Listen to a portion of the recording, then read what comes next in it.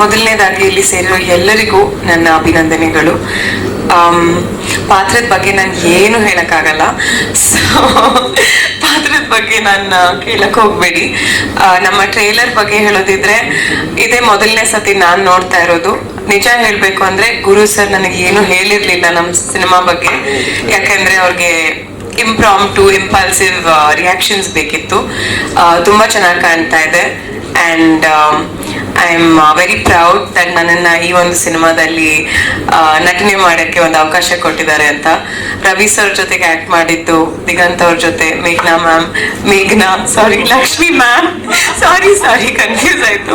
ಮೇಘ್ನಾ ಅವರು, Lakshmi ma'am, Rangayana Raghu sir, Rekha ma'am, ಎಲ್ಲರ ಜೊತೆಗೆ ಕೆಲಸ ಮಾಡಿ ನನಗೆ I am very grateful. And ನಾ ಕೇಳ್ಕೊಳ್ಳೋದೊಂದೇ, ನಮ್ಮ ಸಿನಿಮಾ ಗೆಲ್ಲಿ ಮತ್ತೆ RCB ಕಪ್ ವಿನ್ ಆಗ್ಲಿ. ಓಕೆ, ಧನ್ಯವಾದಗಳು. ನಿಮ್ಮ ಬಾಯಿಗೆ ಈಗ ಎಲ್ಲರೂ ಬಂದು ಸಕ್ಕರೆ ಹಾಕ್ತಾರೆ. Thank you so much.